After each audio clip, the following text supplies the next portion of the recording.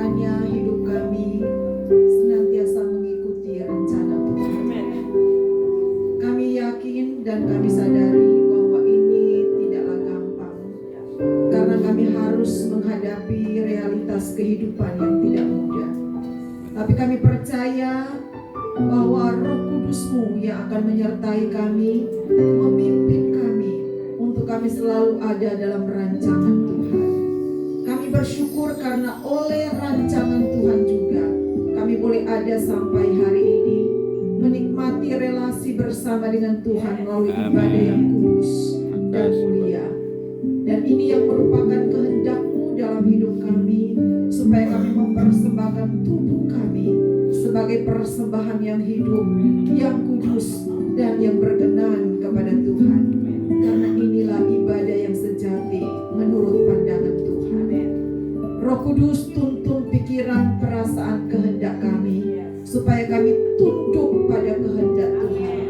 Melalui kebenaran firman Tuhan, kami buka hati kami untuk diselidiki oleh Tuhan, untuk diperbaiki oleh Tuhan, untuk diingatkan oleh Tuhan, untuk ditegur oleh Tuhan, sehingga kebenaran firman Tuhan yang memerdekakan hidup kami. Pakai hamba-Mu menjadi alat di tangan Tuhan. Kami sama-sama menikmati firman Tuhan.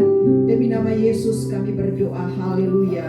Sama-sama katakan amin. Kita tetap berdiri Bapak Ibu Saudara sekalian. Kita langsung membuka Alkitab dan firman Tuhan pada kesempatan ini. Saya ambil dalam Alkitab Perjanjian Baru, dalam kitab Wahyu pasal 2 ayat 1 sampai ayatnya yang ke-7. Sekali lagi, Wahyu pasal 2 ayat 1 sampai ayatnya yang ke-7.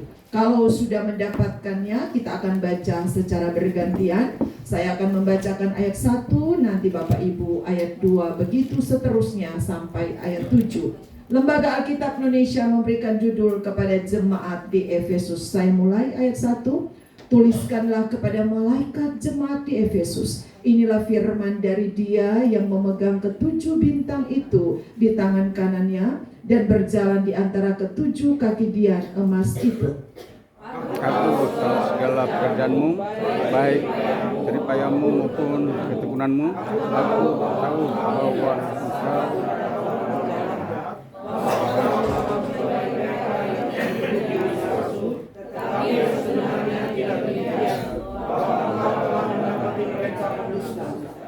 dan engkau tetap sabar dan menderita oleh karena namaku, dan engkau tidak mengenal lelah. Namun demikian aku mencela engkau, karena engkau telah meninggalkan kasihmu yang semula. Sebab itu ingatlah betapa dalamnya engkau telah jatuh. Bertobatlah dan lakukan lagi hal apa yang semula engkau lakukan. Jika tidak demikian, aku akan datang kepadamu dan aku akan mengambil kaki dianmu dari tempatnya, jikalau engkau tidak bertobat. Tetapi ini yang ada padamu, yaitu engkau membenci segala perbuatan pengikut-pengikut Nikolaus yang juga kubenci. Siapa bertelinga, hendaklah ia mendengarkan apa yang dikatakan Roh kepada jemaat-jemaat. Barang siapa menang, ia akan kuberi makan dari pohon kehidupan yang ada di taman Firdaus Allah. Silakan dulu Bapak Ibu Saudara sekalian. Terpujilah nama Tuhan. Sebagai orang percaya, kita terus meyakini bahwa kalau kita ada sampai hari ini, itu semua karena anugerah Tuhan. Ya, Amin. itu semua karena anugerah Tuhan. Tidak ada yang bisa kita kerjakan, tidak ada yang bisa kita lakukan tanpa pertolongan dan pemeliharaan Tuhan. Dan inilah yang memotivasi kita untuk senantiasa taat kepada Tuhan, situasi apapun yang kita alami. Bapak Ibu Saudara sekalian, pasti kita sudah sering membaca firman Tuhan yang sudah saya bacakan tadi, yang kita sudah sama-sama baca tadi, mengenai kondisi jemaat yang ada di Efesus, mengenai kondisi yang ada di tengah-tengah jemaat di Efesus. Menarik Bapak Ibu Saudara sekalian, karena kepada jemaat yang ada di Efesus, Tuhan memperkenalkan siapa Dia. Tuhan memperkenalkan siapa Dia. Kalau Bapak Ibu Saudara sekalian perhatikan ayatnya yang pertama, bagaimana kemudian Tuhan memberitahukan kepada kepada jemaat yang ada di Efesus bahwa dia adalah pribadi yang mengendalikan segala sesuatu. Dia adalah pribadi yang senantiasa berada di tengah-tengah jemaat yang ada di Efesus. Dan ini juga yang mau disampaikan oleh Tuhan kepada kita semua, bahwa Tuhan adalah Allah yang senantiasa hadir, yang senantiasa memimpin, dan senantiasa berjalan di antara kita semua. Amin. Tapi kalau kita lihat di dalam ayatnya yang kedua, ayat 2 ini didahului dengan satu kata yang sangat menarik ketika Tuhan berkata, aku tahu pekerjaanmu. Aku tahu pekerjaanmu. Dan kalau kita lihat pekerjaan apa yang diketahui oleh Tuhan, yang dilakukan oleh jemaat yang ada di Efesus, diuraikan di dalam ayat 2, ayat 3, ayat 4, dan seterusnya. Dan kalau kita lihat dari ayat-ayat ini, ternyata ada dua hal yang diketahui oleh Tuhan, yang dikerjakan oleh jemaat Efesus, yang dilakukan oleh jemaat Efesus, sehingga dalam hal ini Tuhan ingin memperkenalkan dirinya sebagai Allah, sebagai Tuhan yang Maha Tahu. Selanjutnya Bapak Ibu Saudara sekalian, apa yang diketahui oleh Tuhan menurut kitab Wahyu ini? Yang pertama, ternyata Tuhan tahu betul hal-hal positif yang dilakukan oleh jemaat Efesus. Tuhan tahu perbuatan-perbuatan yang berkenan, perbuatan-perbuatan yang memuliakan nama Tuhan, pekerjaan-pekerjaan yang murni, pekerjaan-pekerjaan yang punya nilai kekekalan yang dilakukan oleh jemaat Efesus. Dan Tuhan berkata, aku tahu pekerjaanmu. Artinya apa? Setiap pekerjaan yang kita lakukan, setiap pelayanan yang saya lakukan, setiap pelayanan yang Bapak Ibu kerjakan, ingat satu hal, Tuhan tahu. Amin. Orang lain mungkin tidak peduli dengan apa yang kita kerjakan. Betul ya? Sering mengalami itu. Orang lain mungkin cuek dengan apa yang kita lakukan. Orang lain mungkin tidak menghargai apa yang kita kerjakan. Orang lain mungkin tidak menganggap segala pelayanan kita, perbuatan kita. Tapi kita diteguhkan dengan kebenaran firman Tuhan. Orang lain mungkin tidak tahu apa yang kau kerjakan, tapi Tuhan yang mengontrol segala sesuatu, tidak dibatasi oleh ruang, tidak dibatasi oleh waktu. Dia tahu persis apa yang engkau kerjakan. Bangga punya Allah seperti itu. Amin. Dan kemudian Tuhan kategorikan di situ apa yang dilakukan oleh jemaat yang ada di Efesus. Pertama, jemaat yang ada di Efesus dikategorikan sebagai jemaat yang setia dari segi pelayanan. Jemaat Efesus, Tuhan katakan, aku tahu pekerjaanmu. Apa yang Tuhan tahu dari pekerjaan jemaat Efesus? Pekerjaan yang diketahui oleh Tuhan terhadap jemaat Efesus, Tuhan berikan penilaian. Mereka adalah jemaat yang setia dalam pelayanan. Makanya kalau kita lihat di dalam ayat 2 bilang begini, aku tahu pekerjaanmu, baik jeripayamu maupun ketekunanmu. Wow. Jemaat yang ada di Efesus bukan jemaat biasa-biasa. Kalau mereka bekerja, kalau mereka melayani, dikatakan di dalam Alkitab mereka melayani sampai dikategorikan sebagai pelayanan yang dilakukan dengan jeripaya. Kita itu kalau kita melakukan pekerjaan dengan jeripaya, pasti menguras tenaga. Betul nggak Bapak Ibu Saudara sekalian? Menguras energi, berjeripaya berarti memaksimalkan segala potensi sehingga keluar energi, keluar tenaga. Itu namanya kita bekerja dengan jeripaya. Kita melayani dengan jeripaya. Dan Tuhan mengkategorikan jemaat Efesus sebagai jemaat yang melayani dengan jeripaya. Wow.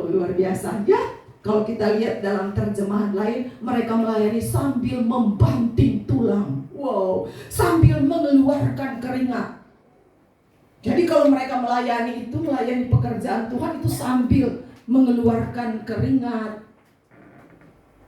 Dan ini adalah ketekunan yang bukan biasa-biasa. Makanya Tuhan bilang, ketika mereka melayani dengan jerih payah, dan itu dilakukan secara tekun.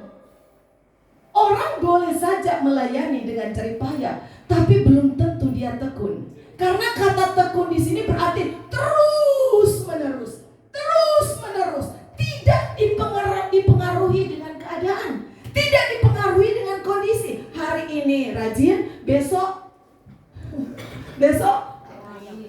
turun lagi ya, tergantung mood. Kalau di jemaat sini nggak ada ya, tergantung mood. Kalau saya lagi happy, wah semangat melayani. Kalau saya lagi nggak happy, nggak semangat melayani. Kalau saya lagi ada berkat, semangat melayani. Nggak ada berkat, nggak semangat melayani. Jemaat Efesus bukan tipe seperti itu. Mereka dalam melayani, mereka mengeluarkan energi, mereka berjerih lelah, tetapi jerih lelah dan energi yang mereka keluarkan itu terus menerus. Makanya dikatakan mereka bertekun dalam pelayanan. Penghargaan yang Tuhan berikan kepada jemaat Efesus luar biasa. Setuju? Sekarang kita lihat berikutnya. Berikutnya apa lagi yang dipuji oleh Tuhan kepada jemaat yang ada di Efesus? Jemaat yang ada di Efesus bukan hanya sekedar mereka setia dalam pelayanan yang dibuktikan dengan mereka membanting tulang, berjerih payah, dilakukan secara terus-menerus dengan bertekun, tetapi juga jemaat Efesus adalah jemaat yang setia pada doktrin. Setia pada doktrin berarti mereka setia pada pengajaran yang benar. Setia pada pengajaran yang benar. Dari mana kita tahu? Ketika kemudian di dalam ayatnya yang kedua bagian B bilang begini, aku tahu bahwa engkau tidak dapat sabar terhadap orang-orang jahat, bahwa engkau telah mencobai mereka yang menyebut dirinya rasul, tetapi yang sebenarnya tidak demikian, bahwa engkau telah mendapati mereka pendusta. Ya. Jadi mereka soal pengajaran betul-betul ditekankan. Prinsip yang benar, pengajaran yang benar, doktrin yang benar itu betul-betul dipegang. Sehingga kalau ada pengajaran-pengajaran yang masuk yang tidak sesuai dengan firman Tuhan, yang bertentangan dengan firman Tuhan, cepat banget mereka peka. Wah, ini ajaran yang gak benar. Oh, ini ajaran yang gak benar. Makanya ketika mereka mendengar ada pengajaran yang gak benar, ya, yang membawa doktrin yang gak pas, itu kan kalau kita lihat di situ, mereka langsung tahu. Ya, makanya kami kalau di GGP Baitel itu ada PA hari Selasa, pemahaman Alkitab, dan kemudian PA tersebut berupa materi pengajaran, ya, eksposisi tentang keselamatan, tentang akhir zaman, tentang dosa, surga, neraka, dan lain sebagainya. Ditanamkan kepada jemaat doktrin yang benar seperti apa, sehingga jemaat peka, waduh ini pengajaran yang udah melenceng. Dan jemaat Efesus dikatakan adalah jemaat yang setia pada doktrin, pengajaran yang benar yang mereka pegang. Dan Tuhan bilang, aku tahu, aku paham, aku mengenal, aku mengerti. Jadi setidaknya Tuhan ingin memberitahukan kepada jemaat yang ada di Efesus bahwa Tuhan mengerti, Tuhan tahu bahwa jemaat yang ada di Efesus adalah jemaat yang membanting tulang dalam pelayanan, jemaat yang tekun dalam pelayanan, dan jemaat yang setia pada pengajaran yang benar. Luar biasa pujian Tuhan kepada jemaat Efesus. Betul nggak? Luar biasa. Dan kemudian pujian berikutnya, apa yang Tuhan sampaikan kepada jemaat Efesus? Pasal 2 ayat 3 bilang begini, dan engkau tetap sabar dan menderita oleh karena namaku, dan engkau tidak mengenal lelah. Yang ketiga yang Tuhan puji kepada jemaat yang ada di Efesus, jemaat Efesus tetap sabar di tengah-tengah masa sulit. Tetap setia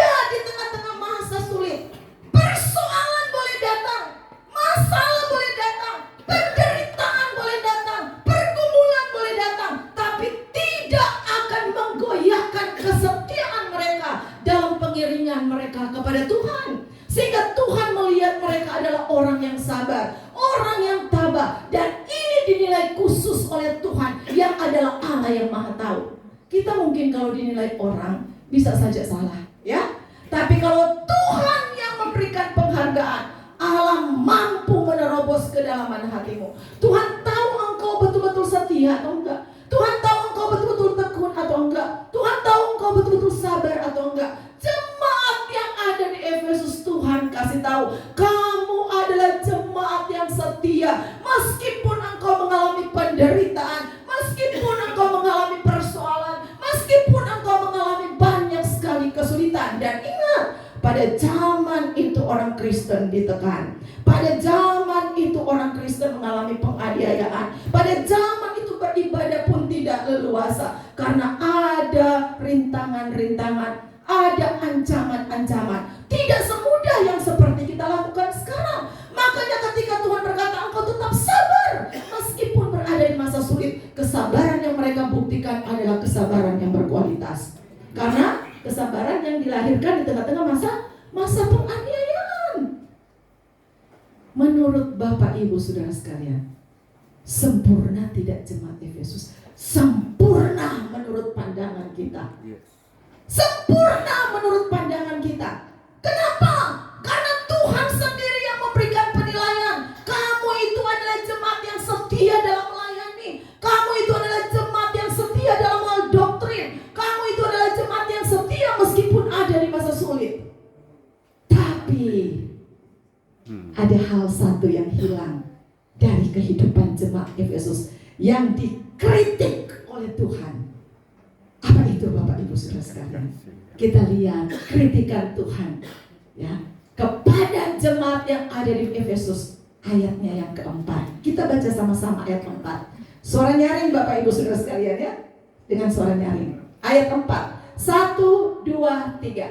Namun demikian aku mencela engkau, karena engkau telah meninggalkan kasih-Mu yang semula. Wow, Bapak Ibu Saudara sekalian, jemaat yang ada di Efesus adalah jemaat yang disanjung oleh Tuhan, yang dipuji oleh Tuhan, karena kelihatan secara kasat mata menurut kita ukuran manusia. Seharusnya jemaat Efesus ini udah sempurna. Karena mereka adalah jemaat yang membanting tulang dalam pelayanan, berkeringat dalam pelayanan, mengeluarkan energi dalam pelayanan. Jemaat yang punya pemahaman yang benar soal Allah. Mereka adalah jemaat yang doktrinnya kuat. Mereka adalah jemaat yang setia meskipun menghadapi berbagai penganiayaan. Tapi Tuhan bilang, ternyata kesetiaanmu di dalam pelayanan, ternyata kesetiaanmu di dalam pelayanan tidak ada manfaatnya, tidak ada gunanya. Kesetiaanmu dalam memegang doktrin yang benar tidak ada gunanya, tidak ada manfaatnya. Kesetiaan, kesabaranmu di tengah-tengah penganiayaan tidak ada gunanya. Kenapa? Ada satu hal yang menjadi landasan utama yang engkau abaikan, yaitu kasih kepada Tuhan. Saya mau katakan begini Bapak Ibu Saudara sekalian, pekerjaan apapun yang engkau lakukan, pelayanan apapun yang engkau lakukan, akan menjadi tidak berguna kalau tidak termotivasi karena kasih kepada Kristus. Engkau boleh kelihatan hebat dari pandangan manusia, rajin dalam segala aktivitas rohani, dari Senin sampai Minggu tiada hari tanpa ada di dalam hadirat Tuhan. Tiada hari tanpa beribadah, tiada hari tanpa berdoa, ya, full time dari Senin sampai Minggu, disanjung-sanjung sama orang. Ketika ada yang salah soal pengajaran, dia paling peka. Betul? Soal menghadapi tantangan, dia yang paling depan, kuat. Tapi Tuhan geleng-geleng kepala. Tuhan geleng-geleng kepala. Karena semua yang engkau lakukan tidak termotivasi karena kasih Kristus. Kau lalaikan. Sehingga saya mau katakan begini Bapak Ibu Saudara sekalian, apapun juga yang engkau kerjakan, ingat baik-baik, segala sesuatu harus termotivasi karena kasihmu kepada Kristus, dan itu punya nilai kekekalan, sehingga Tuhan bisa memuji engkau bahwa pelayananmu berhasil, pelayananmu sukses, pekerjaanmu berkenan kepada Tuhan, karena engkau tidak mengabaikan satu yang paling prinsip, yaitu motivasi kepada Kristus. Amen. Jemaat Efesus dikritikan apa? Meninggalkan kasih mula-mula. Banyak di antara kita cuma bekerja karena rutinitas, melayani karena rutinitas, ya? Melayani karena rutinitas. Berapa banyak di antara kita waktu kita beribadah hanya karena rutinitas, sehingga kita tidak menikmati Tuhan di dalamnya. Berapa banyak di antara kita melayani hanya karena rutinitas, dan kita tidak menikmati relasi bersama dengan Tuhan. Tuhan bisa kecam kita, Bapak Ibu Saudara sekalian. Tuhan bisa tegur kita. Waduh, kasihan banget. Kasihan, karena semua yang engkau lakukan tidak termotivasi karena kasih kepada Kristus. Sudahkah pelayanan kita? Hari ini ada pelantikan pendeta muda dan pendeta pembantu. Kita diingatkan, apapun juga yang Tuhan percayakan dalam hidupmu, ya, ambil itu sebagai anugerah. Amen. Yang kemungkinan kesempatan ini tidak Tuhan anugerahkan kepada orang lain. Tapi ketika engkau diberikan kesempatan, melayanilah sungguh-sungguh. Amen. Motif pelayananmu bukan untuk disanjung orang. Yes. Motif pelayananmu bukan untuk dihargai orang, tapi motif pelayananmu karena kasih kepada Kristus. Amen. Dan itu kan yang Tuhan bilang, apapun juga yang engkau kerjakan, kerjakan seperti untuk Tuhan, bukan untuk manusia. Kalau kita bekerja untuk manusia, tidak dihargai, ngambek, betul nggak? Tidak dihormati, males untuk melayani lagi. Tapi kalau setiap pelayanan yang kita kerjakan karena termotivasi karena Kristus, situasi apapun yang kita alami, ayo, saya akan tetap melayani setia sampai akhir, sampai Amen. Tuhan memanggil saya, sampai Tuhan datang pada kali yang kedua. Amin. Yes. Oh, banyak yang tepuk tangan ini, Pak Kemala nilai ini. Kalau ada yang ngambek-ngambek dalam pelayanan, Haleluya. nggak mempan ini berarti ya. Ya, jadi Tuhan bilang, saya nggak tahu motif pelayanan Bapak Ibu Saudara sekalian, tapi Tuhan kan memperkenalkan siapa dia. Aku tahu. Apa yang Tuhan tahu? Kedalaman pikiranmu, kedalaman hatimu. Dan Tuhan bukan cuma tahu hal positif yang kau kerjakan, yang negatif pun, Tahu. yang terselubung pun, Tahu. Tuhan tahu. Jangan ada dusta di Antara kita. Kata siapa itu? Kata penyanyi siapa itu? Penyanyi. Hah? Dian Piscesa. Oh, penggemar Dian Piscesa ini kayaknya. Zaman-zaman Dian Piscesa ya. Kalau orang Nado bilang Dian Pesisa. Pesisa maksudnya tinggal sisanya. Kita tinggal sisanya karena kita nggak kenal dia kan ya.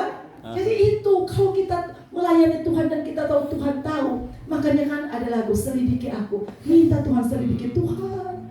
Kalau saya melayani tanpa kasih kepada Tuhan, ampuni. Makanya Tuhan bilang begini di dalam ayatnya yang kelima. Sebab itu ingat betapa dalamnya engkau sudah jatuh. Jadi kalau engkau melayani Tuhan tanpa termotivasi karena kasih kepada Kristus, bagi Tuhan engkau sudah jatuh terlalu dalam. Kamu sudah capek-capek, tapi bagi Tuhan itu enggak berguna. Karena yang engkau lakukan itu dengan sumut-sumut, dengan marah-marah, dengan berbantah-bantahan dan lain sebagainya. Bagi Tuhan itu jatuh. Dan jatuhnya itu apa? Betapa dalamnya. Bukan betapa dangkalnya, bukan betapa di permukaannya, tapi Tuhan bilang dalamnya engkau sudah jatuh. Ketika Tuhan ingatkan begini, ini bentuk kasih sayang Tuhan atau apa? Hah? Bentuk kasih sayang Tuhan atau apa? Itu adalah bentuk kasih sayang Tuhan kepada kita. Karena Tuhan masih mengingatkan kita. Makanya kita harus punya alarm yang peka. Kalau Tuhan udah ingatkan, berdoa. Saya suka bilang begini sama anak-anak atau kepada saya, Tuhan, bahasa saya kalau di kelas sering ya Ibu Imelda, gelisahkan hati saya. kalau saya sudah melakukan hal yang tidak berkenan kepada Tuhan. Kalau kita masih gelisah waktu kita berbuat dosa, berarti kita masih peka dengan teguran Tuhan.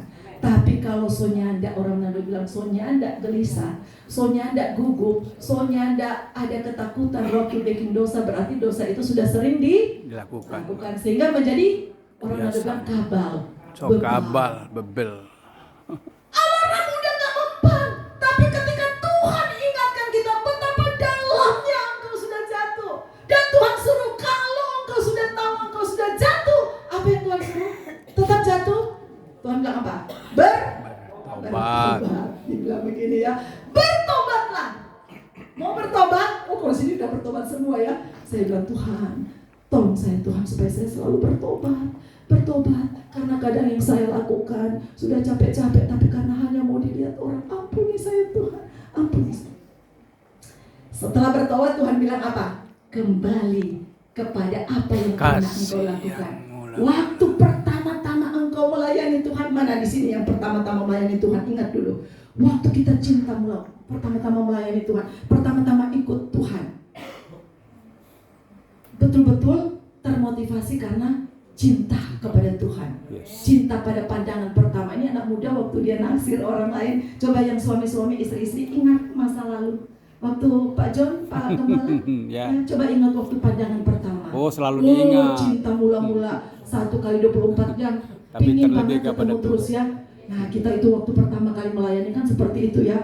Cinta mula, rasa-rasa mau pingin baca Alkitab. Wah, tiada, nggak mau kerja baca Alkitab terus. Itu yang Tuhan maksudkan ya. Benar. Pelayanan yang engkau lakukan harus kembali kepada cinta mula-mula. Sehingga pada waktu Tuhan datang, Tuhan berkata, ini adalah hambaku yang setia. Hai hambaku yang setia. Mau dikatakan Tuhan seperti itu?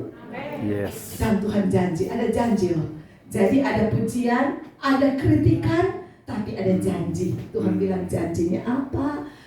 Karena kalau nggak bertobat, Tuhan bilang tetapi ini ya, sebab itu jika tidak demikian, aku akan datang kepadamu dan aku akan mengambil kaki dianmu dari tempatnya jika engkau tidak bertobat. Jadi kalau kita tidak bertobat, ada konsekuensinya. Ada konsekuensinya kalau kita tidak bertobat. Tapi kalau kita bertobat, Tuhan bilang begini, barang siapa menang, dia akan kuberi makan dari pohon kehidupan yang ada di taman Firdaus Allah. Haleluya. Mau menerima janji Allah? Amin. Berarti ketika engkau setia dalam pelayanan, setia pada pengajaran yang benar, setia meskipun masa sulit, harus termotivasi karena kasih kepada. Haleluya. Puji Tuhan. Amin. Firman Tuhan. Kita berdoa ya. Berarti karena kita ada acara selanjutnya, nggak usah nyanyi, kita langsung berdoa. Terima kasih Tuhan, kami bersyukur untuk kebenaran firman Tuhan yang boleh kami dengar pada pagi hari ini. Menegur kami, mengingatkan kami, bahkan memberikan pengharapan kepada kami, supaya kami boleh menjadi pribadi-pribadi yang disukai oleh Tuhan, sehingga apapun yang kami kerjakan itu termotivasi karena kasih kami kepada Kristus. Sehingga apapun yang kami kerjakan boleh menjadi berguna dan bernilai di mata Tuhan. Kami bersyukur untuk kebenaran firman yang boleh kami terima pada pagi hari ini. Meteraikan firman Tuhan ini sehingga bukan hanya kami dengar, tapi kami boleh aplikasikan dalam hidup kami sehari-hari. Demi nama Yesus kami berdoa dan bersyukur. Haleluya. Sama-sama katakan. Amin.